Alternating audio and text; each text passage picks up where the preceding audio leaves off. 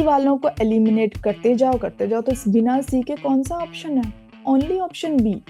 एक ऑप्शन भी अगर हमें पता है कि वो नहीं होगा तो कभी कभी बाकी सारों पे ध्यान देने की जरूरत ही नहीं पड़ती, क्योंकि ऑप्शंस, बट हमें ये नहीं पता कि एग्जैक्टली कंटेंट में क्या है और प्रोसेस में क्या है। अगर पता है तो this is a 1 second question. Hi everyone, this is Sufi, your mentor at Power Within psychology.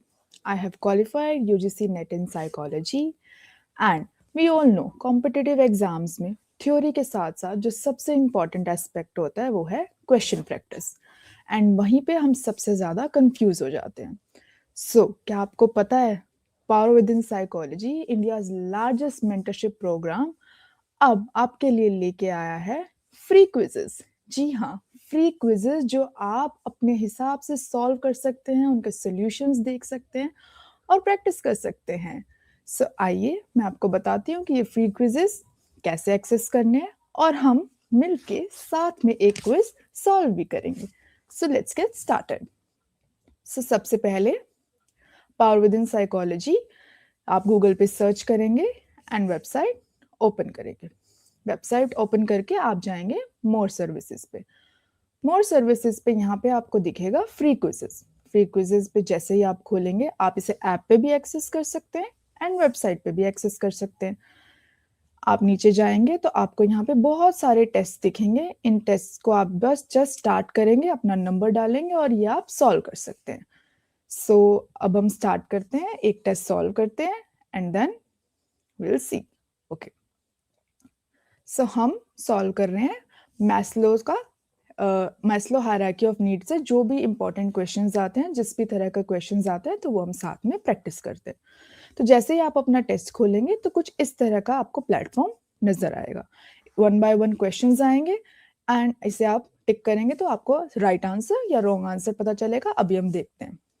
First question, according to Maslow's original theory, which of the following needs form the base of hierarchy? क्या लगता है आपको? This is a very simple direct question. Maslow की hierarchy में base क्या है?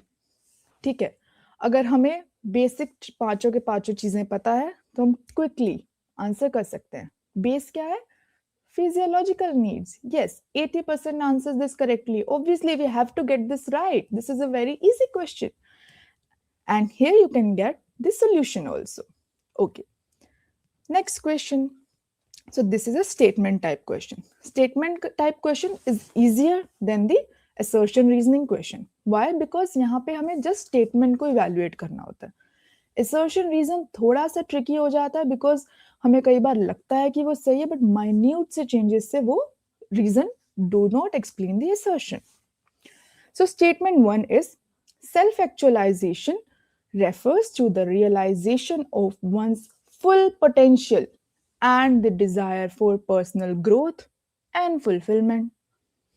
सुनने में तो ये सही लग रहा है, बट पहले हम दोनों स्टेटमेंट्स पढ़ते हैं। Self transcendence involves moving beyond personal needs to serve a greater purpose, such as helping others and contributing to society. Okay, अगर हमें बेसिक टर्म का डेफिनेशन पता है तो this question is a full on marks gaining question, क्योंकि कुछ ऐसा है नहीं। बट अगर हम थोड़ा सा कंफ्यूज हो रहे हैं तो हम इसमें एजुकेटेड गेस भी लगा सकते हैं। हमें ये ध्यान रखना है कि सेल्फ एक्चुअलाइजेशन, जहां पे फुल पोटेंशियल है वहां पे सेल्फ एक्चुअलाइजेशन जा रहा है, हमने पढ़ा है। Self transcendence is also Maslow's part. तो अगर हमें ट्रांसेंडेंस का थोड़ा भी आइडिया है तो हमें पता है कि ये दोनों स्टेटमेंट्स क्या हैं, सही है गलत है? बिल्कुल सही है, दोनों स्टेटमेंट्स बिल्कुल सही है। Maslow's defined self actualisation as achieving one's full potential, और सेल्फ ट्रांसेंडेंस थोड़ा सा लॉन्ग टर्म होता है, इसका इफेक्ट लॉन्ग टर्म होता है, जैसे गिविंग अ बर्थ, इसका लॉन्ग टर्म इम्पैक्ट होता है। Okay, next question. Now this is a arrange sequence question. Sequence question Maslow से, this is also PYQ, mostly पूछे जाते हैं। तो इसमें हमें उनकी नीड्स को अरेंज करना है। हमें पता है सबसे पहले physiological need, safety need, love and belongingness, esteem needs and self actualisation. तो क्या हुआ? A, B, D, C. सही बोला मैंने? कभी-कभी हम पढ़ते सही हैं, बट होता क्या है, हमने देखा, हमें पता है फिजियोलॉजिकल है, सेफ्टी है, बट हम एक्यूरेटली मार्क नहीं कर पाते। इसलिए कभी-कभी गलत हो जाता है सीक्वेंस क्वेश्चन में। हमें आता है तो हमें थोड़ा-सा केयरफुल होके इसे मार्क करना है। Next question. Okay, now this is a little tough question if हमने ये नहीं पढ़ा। And I also tell you कि अगर हमने कोई कॉन्सेप्ट बहुत अच्छे से नहीं पढ़ा तो हम एजुकेटेड गेस कैसे लगा सकते हैं। जैसे which of the following best describes content theory of motivation.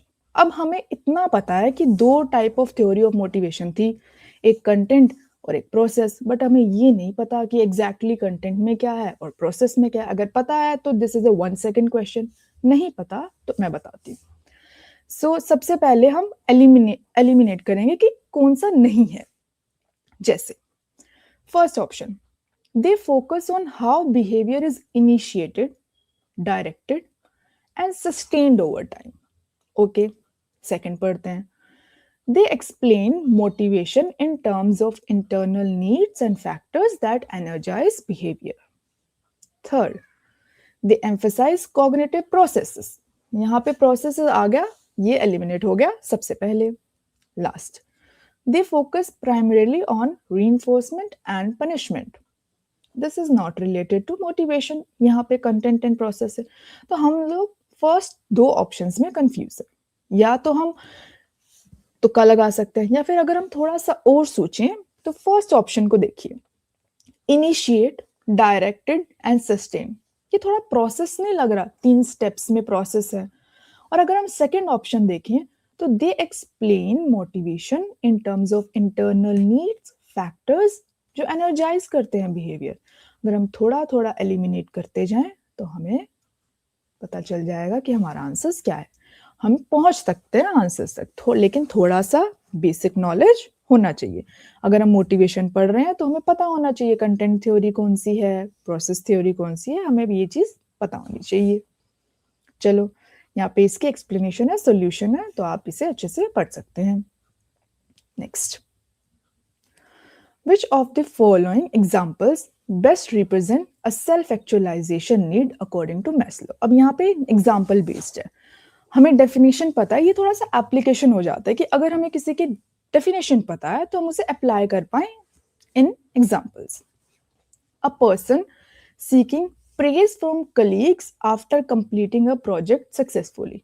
शाबाशी मिलना कलीग से प्रोजेक्ट अच्छे से करने के बाद। Okay, an artist pursuing creative expression to fulfill her inner potential regardless of external recognition.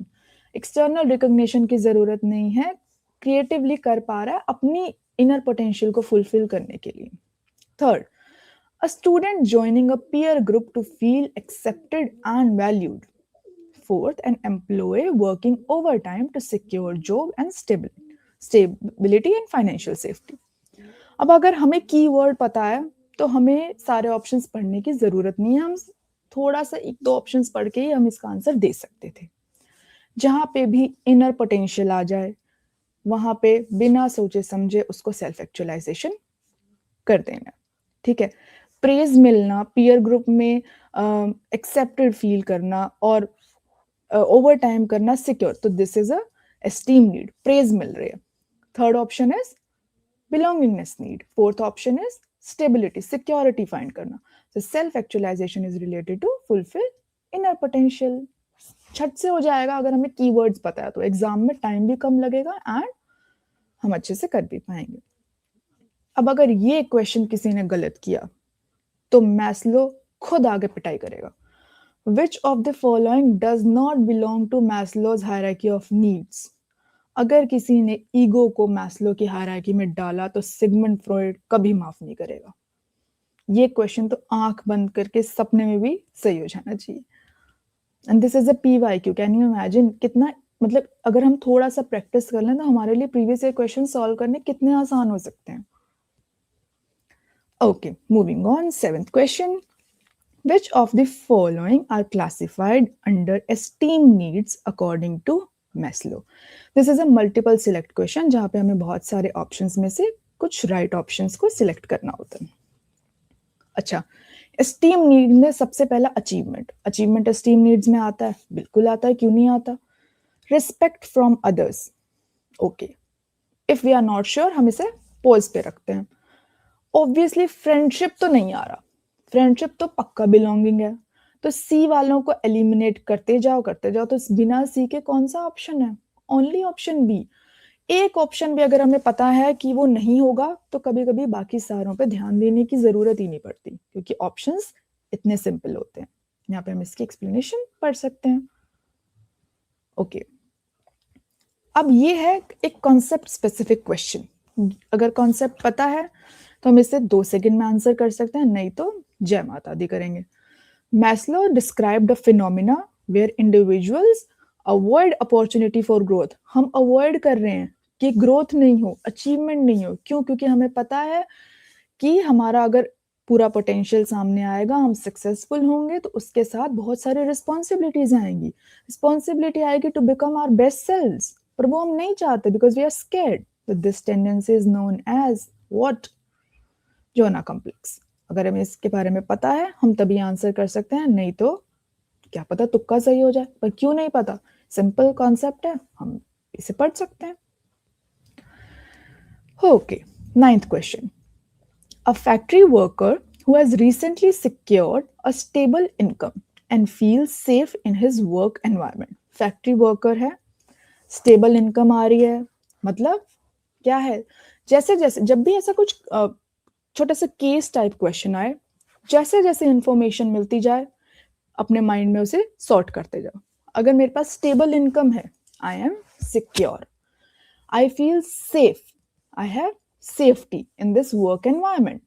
Start, अब मेरे पास सेफ्टी है, मेरे पास सिक्योरिटी है, तो अब जो फैक्ट्री वर्कर है वो पार्टिसिपेट करना शुरू कर रहा है। किसमें? लीडरशिप प्रोग्राम्स में, क्रिएटिव प्रॉब्लम सॉल्विंग प्रोग्राम्स में। क्यों? क्योंकि अब वो अपनी एबिलिटीज को डेवलप करना चाहता है। Now the question is, Maslow's की थ्योरी के हिसाब से ये जो शिफ्ट है मोटिवेशन में, अब जो वर्कर है वो किस तरफ मूव कर रहा है? अगर हमने बेसिक जैसे जैसे क्वेश्चन पढ़ा वैसे वैसे अपने माइंड में सॉर्ट कर लिया, तो हमें पता है कि उसकी बेसिक नीड्स पूरी हो रही है। अगर हमें ये भी नहीं पता कि 2 तरह की नीड्स होती हैं, डेफिशिएंसी या ग्रोथ नीड्स, हमें नहीं पता फोर्स से, तो हम तुक्का लगा सकते हैं कि ऑब्वियसली उसकी बेसिक नीड्स पूरी हैं, तो वो ग्रोथ नीड्स की तरफ मूव कर रहा है। ओके, अब match the following. Match the following can be your easiest and can be your ट्रिकीस्ट question. Easiest क्यों? अगर हमें एक ऑप्शन भी पता है और उसके हिसाब से ऑप्शंस है, हमें बाकी सारे पढ़ने की जरूरत ही नहीं है। और ट्रिकी, कभी कभी हम मैचिंग में गलती कर देते हैं। तो ये सारी नीड्स इनके एग्जांपल्स के साथ लिस्ट 2 में मैच करनी है। तो सबसे पहले फिजियोलॉजिकल नीड, हमें पता है physiological hunger, need for sleep, A का 4th है। कौन सा ऑप्शन है जिसमें ए का 4th है? एक ही ऑप्शन है, बाकी में दिमाग क्यों खराब करना? Safety, love and belongingness, esteem needs, simple examples है, बट हमें जब एक पता है और उस हिसाब से हमारे पास ऑप्शंस हैं तो हम इसे इजीली सॉल्व कर सकते हैं। एंड यहाँ पे हमारे सोल्यूशन है। तो इस तरह से अगर आप और टेस्ट या और कोर्सेज के बारे में भी जानना चाहते हैं तो आप पावर विदिन की वेबसाइट पे जरूर विजिट करें एक बार। हमारे पास बहुत सारे हर एंट्रेंस एग्जाम से रिलेटेड बुक्स हैं, सुपर क्वालिटी बुक्स है। It's a one stop solution for all your psychology problems. हमारे कोर्सेज हैं UG, PG, MPhil, all entrance exams के लिए हमारे पास कोर्सेज हैं। आप हम चेक कर सकते हैं यहाँ पे कोर्सेज में जाके। CUT, UG, PG, NET JRF, साइडी, सब तरह के कोर्सेज अवेलेबल है। आप चाहें तो पावर विदिन की ऐप पे भी विजिट कर सकते हैं। Thank you so much. I hope आपको ये सेशन अच्छा लगा होगा और आप जरूर जाके वेबसाइट पे ये फ्री क्विजेस अटेम्प्ट करेंगे एंड अपना स्कोर भी चेक करेंगे। अगर आप चाहें तो अपना इस तरह से समरी भी चेक कर सकते हैं। जब आप क्वेश्चन सॉल्व कर लेंगे तो आप अपने टेस्ट की यहाँ पे समरी देख सकते हैं कि कितने क्वेश्चंस आपने अटेम्प्ट करे, उसमें से कितने सही थे, कितने गलत थे, कितने स्किप हुए, एंड अपना एनालिसिस भी देख सकते हैं कि और बच्चों ने कैसा परफॉर्म किया, आपका रैंक क्या है, कितने लोगों ने यहाँ पे पार्टिसिपेट किया। ओके, सो मिलते हैं next time. Till then take care and all the best for your quizzes. Thank you.